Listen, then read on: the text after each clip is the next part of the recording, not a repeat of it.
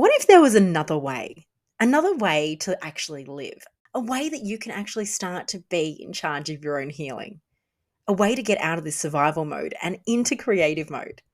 Well, it's my job as your host of the Healing Tree Hub to introduce you to some modalities that might actually make all the difference and to give you your power back. My name is Sarah, and I have the pleasure of meeting you every week to discuss new modalities and new topics that are really making a difference out there. So buckle up and enjoy the show.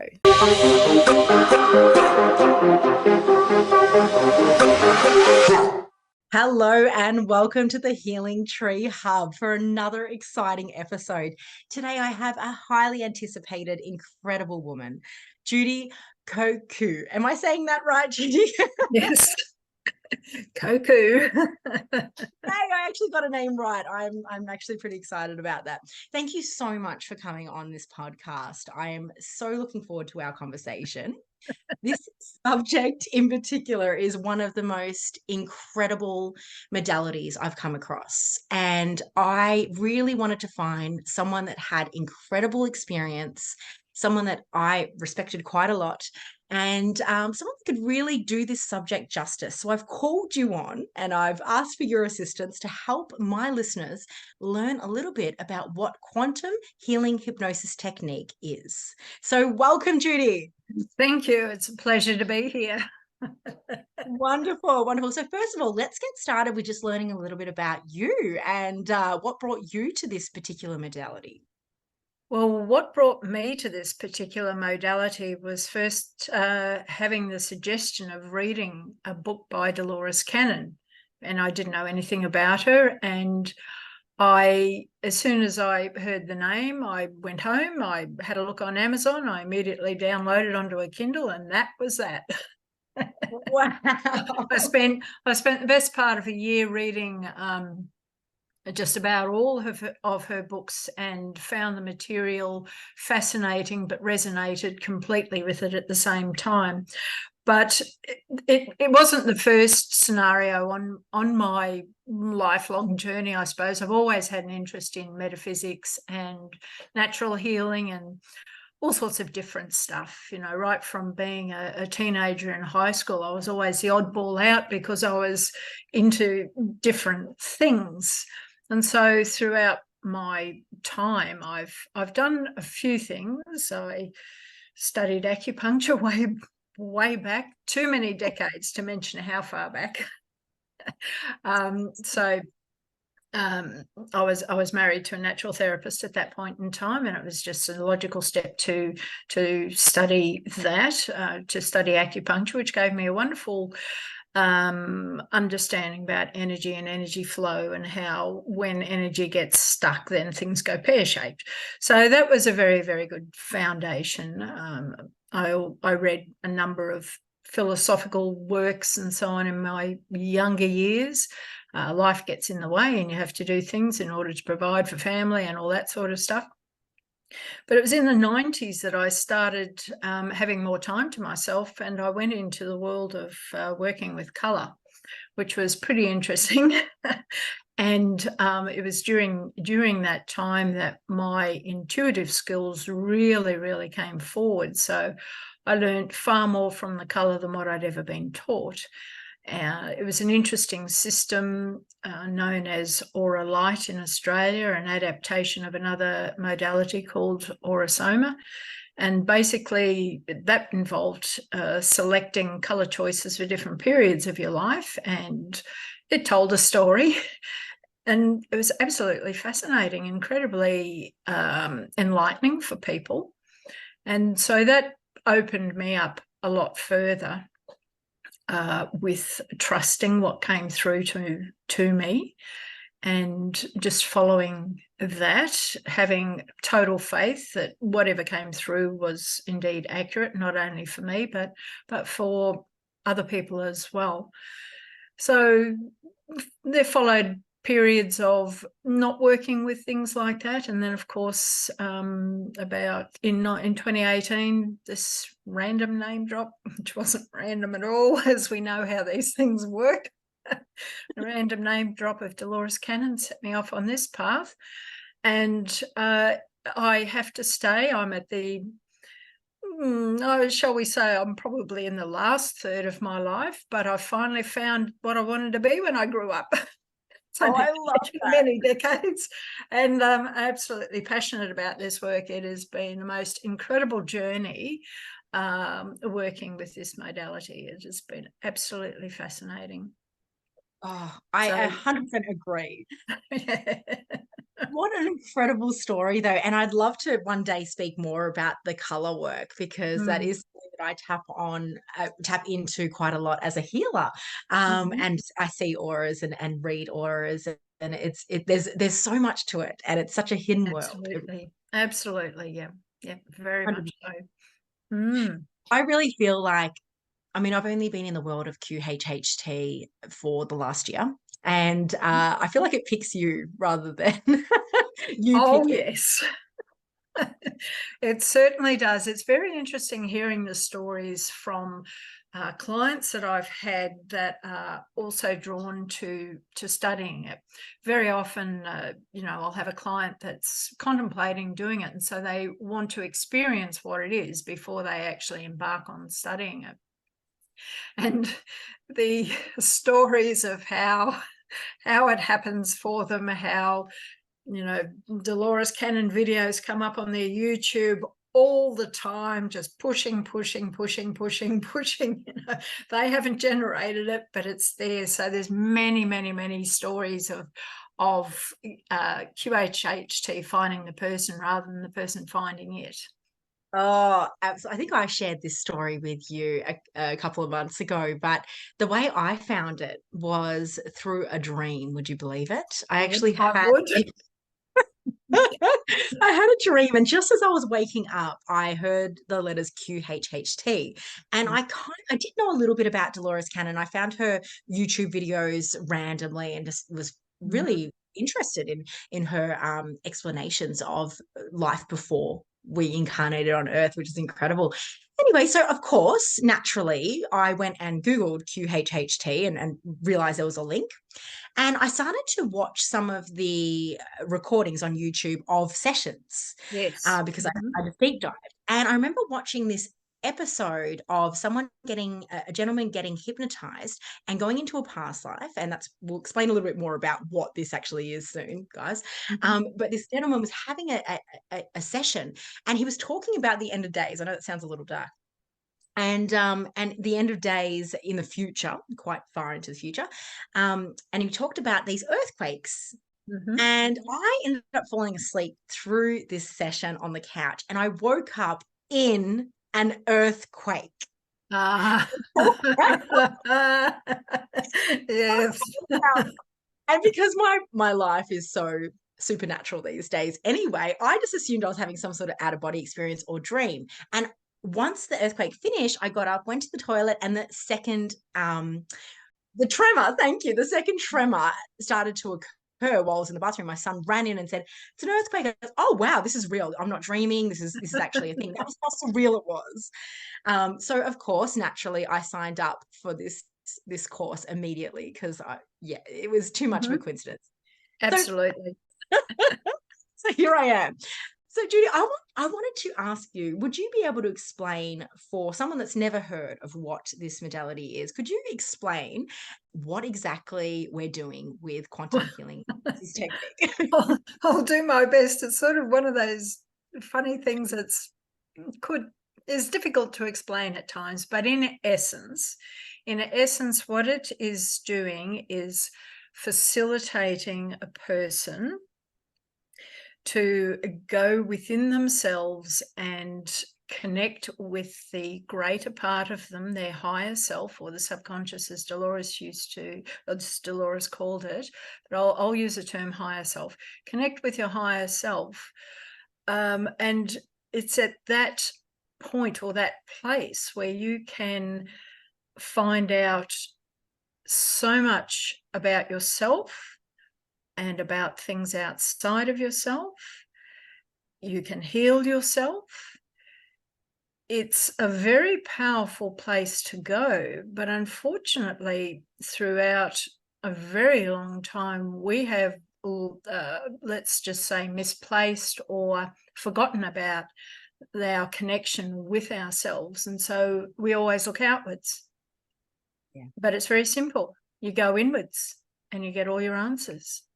You can find out pretty much anything that you want to find out regarding, yourself, your history, your other existences, why your body might be experiencing discomfort, all sorts of things, why you're here.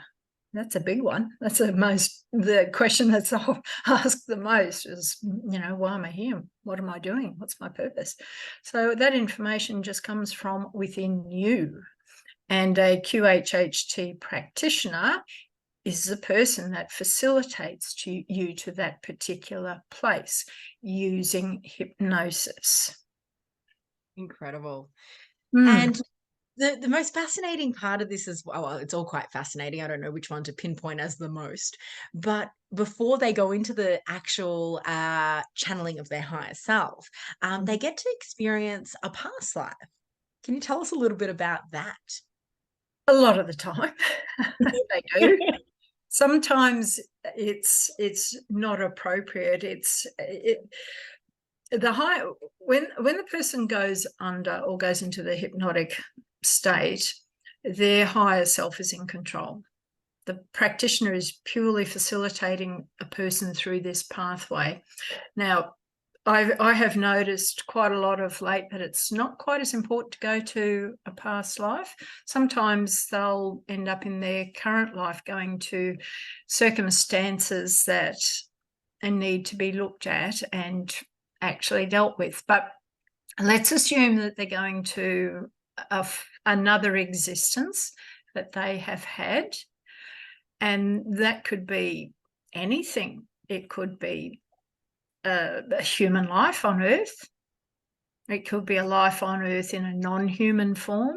It could be an energetic life. It could be, dare I say, anything from beyond this planet as well. It could be anything, but where they will go is somewhere that is totally appropriate at this time in their life to illustrate something that's happening in the current life, or to make a connection to something that's happening in the current life. Incredible. And it's really powerful work. We recently just did a workshop on soul contracts, and I really felt this is so helpful, being able to go within, like you said, actually go through maybe a past life, a future life, a present life, whatever it is, and actually contacting your higher self to be able to have a look at what these contracts are, what are we getting stuck on, what's happening with this karmic wheel. It's incredibly powerful work.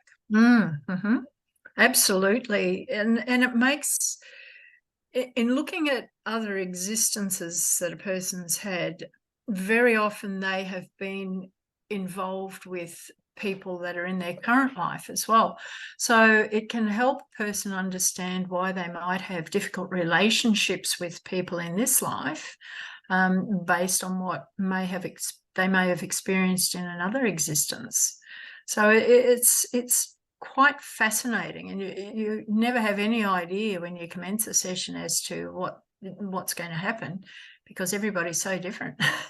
There is no standardized way that a session will end up. I mean, we follow a procedure, a very exact procedure, but what comes out of that, who knows? It's fascinating. It really is. It keeps you on the edge of your seat. Oh, that can occur, that's for sure. Even in my few sessions that I've done this year, it's been a wild ride, absolute wild ride. I don't think anything can really prepare you as a practitioner for what you hear. It's some pretty wild stories that you couldn't make this stuff up. You can't make this stuff up. So, I mean, it's, if people have read a couple of Dolores's books, they'll know that it's pretty weird stuff. Very mind-stretching indeed, but actually, participating in one of those mind-stretching sessions is quite a buzz, but you do have to be on your toes at times too. So absolutely. So look, I understand 100% that there's confidentiality around our clients' cases, but I'm sure there is some particular patterns that you might be seeing through all these years that you've been doing this now. And I'd love to hear some of the consistent themes that you're coming across. Well, we'll just leave themes to one side at the moment, and something that consistently happens is that very often people bring through residue from other existences. And if you equate residue to, what's left in the bottom of a coffee cup when it hasn't been properly washed, that black ring around the bottom, and it takes a little bit of scouring to get it out under a proper wash. This is what happens with people coming into this life. They haven't actually let go, or they bring forward with them stuff from other existences, and that can affect a person very, very deeply in many ways, either physically or emotionally. It can be associated with certain fears and phobias for which there's no explanation, and it very simply is just residue from another life. So that's quite a fascinating aspect, and we determine at the time whether it is, whatever the scenario is, whether it is residue or whether it's something else. And if it's residue and it simply serves no further purpose, and the person doesn't need to understand anything more from that, then that can simply be released and let go. And whatever the ramifications were from carrying that residue forward just simply disappear. So that is something that consistently comes up in sessions, is the residue from other existences. But I would have to say that the biggest issue that comes through consistently is a question of self-worth, and helping a person to understand that they are worthy in their own right, regardless of anything that may have occurred for them, is the biggest issue or the most common issue that I would see in sessions. And it's absolutely wonderful when a person realizes that, they're just as worthy as every other single being that's on the planet, and that they no longer have to carry that or believe that about themselves. And that makes a huge difference to anyone's life when they don't have to, have behaviour that reflects that. What a difference that makes. Absolutely. And I think that goes with every different modality that we work with. When you get the mindset right and the belief work starting to point in the right direction for people, everything else just unravels. Mm-hmm. Mm-hmm. If your mind is set in the direction that's going to be healing for you, everything unravels. It really, really does. And that's why I believe energy work or metaphysical work like this can be it's challenging, but it's fast. Oh, it's actually quite fast. Yeah. And the other thing too is just helping a person to trust what's coming through to them from their higher self.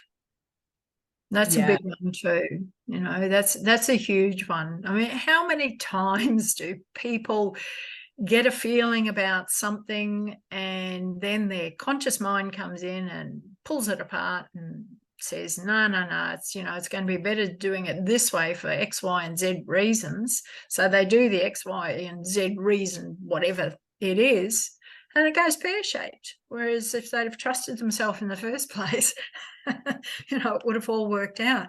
So part of this process is recognizing when it's a higher self speaking to you or giving you the message one way or another, and knowing that you can trust that implicitly. It's incredible. It's a real mind, body, and spirit healing, isn't it? Mm-hmm. Absolutely. Absolutely. I'm curious, Judy, have you seen some pretty instantaneous healings from a physical point of view? Oh, yes. There's all sorts of things that happen, and then sometimes it might just take a little bit longer, or sometimes there's certain things that maybe a person needs to do or accept within themselves. But oh, absolutely, there can be spontaneous healings. So many things, so many things. Very often, spinal issues. You can hear things being put back into place. As a Oh my person's on the couch, you can hear things cracking and moving around and so on. But that's a more obvious scenario. But very often, with certain in any part of the body, a person might experience a lot of heat or tingling, or they may experience colours associated in that particular area, and you know that there's healing going on there and then. It's pretty amazing. It's phenomenal, and that's what really attracted me to this work, because as a healer myself, having healing that can be in some cases instantaneous is just absolutely. Well, the incredible. thing is, we have got so far away from the notion that we can actually heal our own bodies, that it hasn't crossed our minds that we don't have to go outward, that we can go inward. It's the body is the body's messenger. If you're not getting the message from your higher self, you're not listening, you're not tuning in, you're not aware of what your higher self is trying to tell you, then the only way to make you sit up and take a bit of notice is to create discomfort in the body. Yeah. It's a message. Yeah. It's a message about certain things. And when you've got the message, there's no need for the body to, keep trying to get your attention. You've got the message. I absolutely love Julia Cannon. And for those of you that are unaware, Julia Cannon is Dolores Cannon's daughter, who's now taken over a lot of the teachings and work. And Judy, you've actually met her, haven't you? I have, yes, I certainly have. She's a wonderful person and has such a wealth of knowledge and experience. Yeah, she's amazing. Yeah, but she's also a very, very down-to-earth person as well. She seems like it in a lot of the courses material. She just seemed like someone that you would just get along with really easy and knew exactly where you stood with. It was, great. She's an authentic person. Yeah, authentic. That's the right word for it. And she wrote an incredible book that I finished so quickly because I enjoyed it so much. And it was called Soul Speak. Yes. That was brilliant. It was all about what we're speaking about now, about the parts of the body that are indicating a message. And they do it in a very obvious way. Your body shows you in a very, very obvious way that it's trying to communicate with you that, for example, if it's a particular left arm from memory, it was the present moment you're not letting go of something, really amazing stuff. Yep, absolutely. Yes, and she actually has an online course for that as well, which is it's really interesting, and you can actually have a lot of fun, because people love to talk about what's wrong with them, just in a social sense. You can and whatever's wrong with their body will tell quite a story. I must admit, I have been doing that a lot since I read the book, and people are, oh, here we go, Sarah, you're gonna diagnose me. But it's really incredibly accurate. It's a lot of fun too. So I would just want to hear a little bit, have you had any situations where there hasn't been instantaneous healing, or it's required something else when someone now that's interesting, and it's a very good point that you bring up, because not everybody will be healed from everything, and there's some very good reasons why they won't be. The first and the most obvious reason is that the person is gaining benefit by having whatever it is that they have. And if they're gaining benefit, they're not going to want to give that up. So maybe it's a financial benefit somehow. Maybe it's an attention benefit. Maybe it's I have this issue, so therefore I can't do certain things around the house or whatever.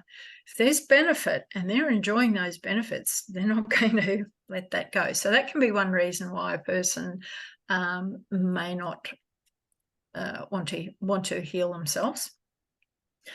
There's also the scenario where that non-healing situation is serving a purpose for people around them. So the people around them, around the person that has whatever it is, are actually learning things about themselves by having to take care of somebody that has something. And that can, from the outside, that potentially could be a difficult circumstance for other people to view.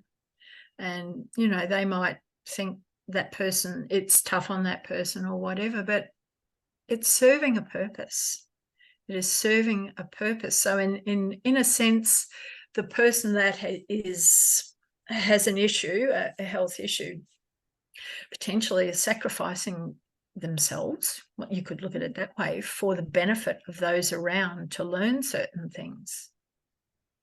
That's incredible, because we were just speaking about this yesterday, about how the soul groups make that that agreement before we incarnate.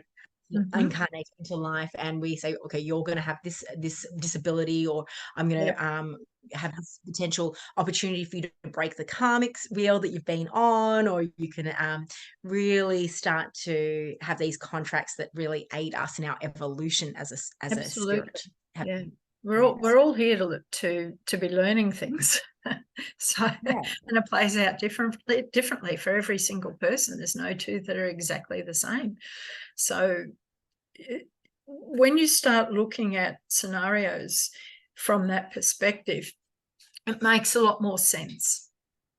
Yeah, it really does. Mm. Yeah, it almost becomes a little bit easier to understand why some of the challenging things happen in the world, and also it also helps forgiveness. So sometimes when we look at different characters playing different roles to help spirits evolve, it's easier to forgive that maybe they're playing their role really well as the villain, to try to help you and assist you to evolve.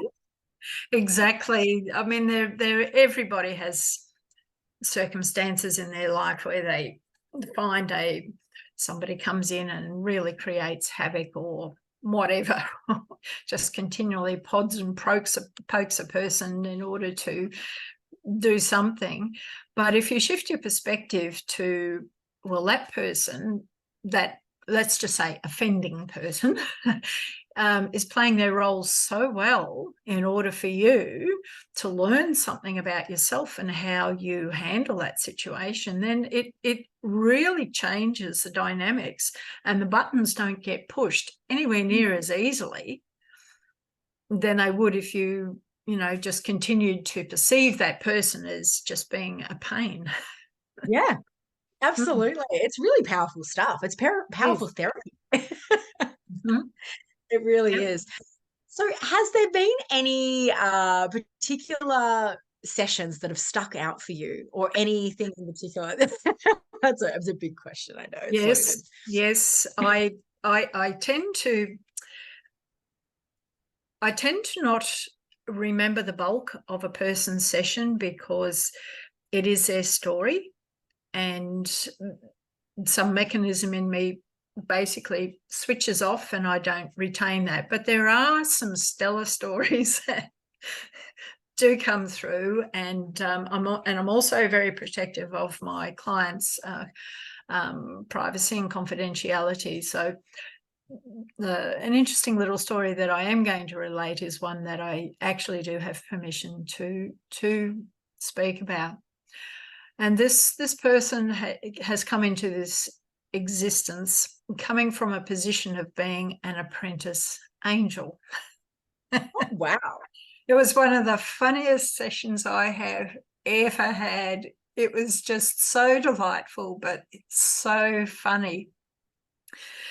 As an apprentice angel, the person wanted to fast track and do what the more experienced angels did, and was willing to take any course of action that would fast track through to that particular level. So there's, let's just say there's a panel that, oversees what people do before they come into this life, and the panel actively tried to discourage the being from wanting to fast track. But no, they had to do it. So the best way to fast track it was to incarnate in human form. Wow. They don't do that very However, often. however, it wasn't human form to begin with. The person had to go through several planes of existence in order to gain the experience and appreciation and really understand. So the first existence was a blade of grass. Oh, stop it. Oh my God.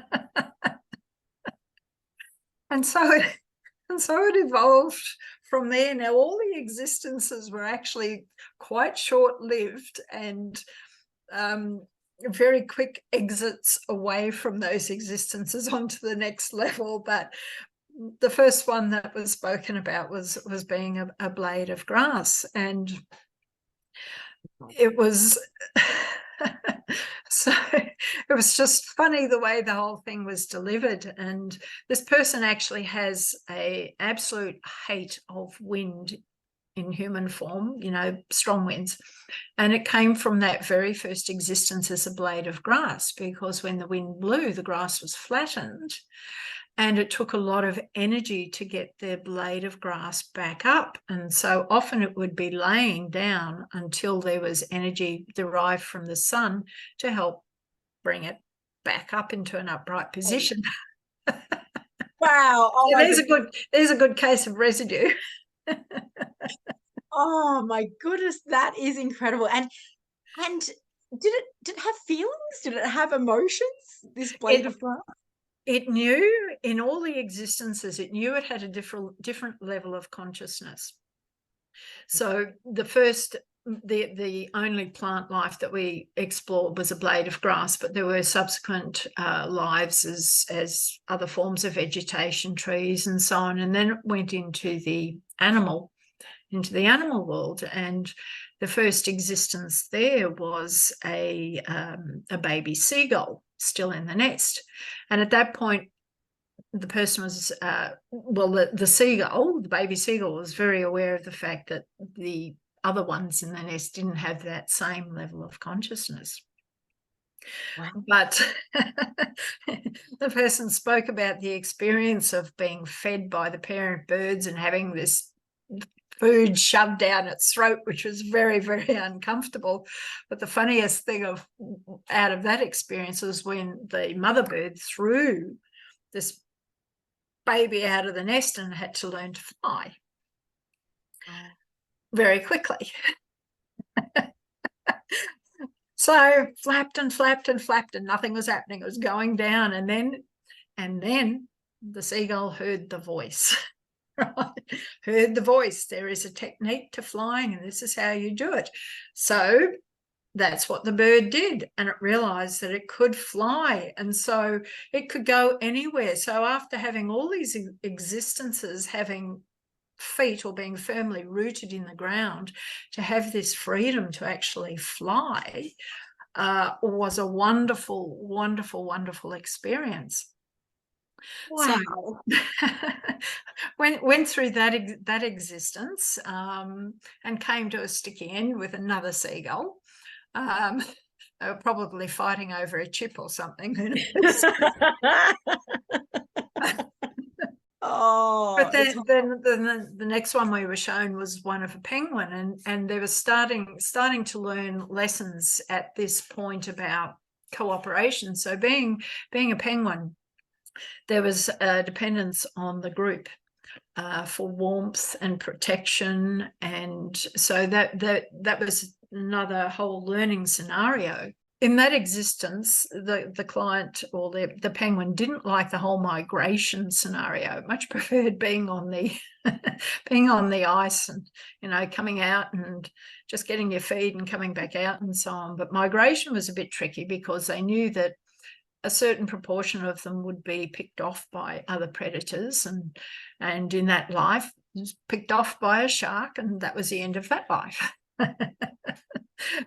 It had aged a bit by that point, so it was a bit slower than the rest of the group going through the water, and so it was on the outside, and just easy pickings. But then each time in between all these lives, the person kept meeting with the board, so to speak, or the panel, asking, aren't I ready yet to have this human experience? No, you have to keep going back. And it was getting very frustrating. And so finally they said, we'll send you back as the thing that's closest to a human being. So in my mind, I'm thinking, primate? What there? No, it was a dog. Wow. And learning about unconditional love. So in that life, as a dog, the carer of the dog was very, very loving and took really good care of the dog. And so in that existence, the person came to understand that all humans were like that, displaying unconditional love. So after that life, in as a human, very different story. Not all humans are like that. Oh no.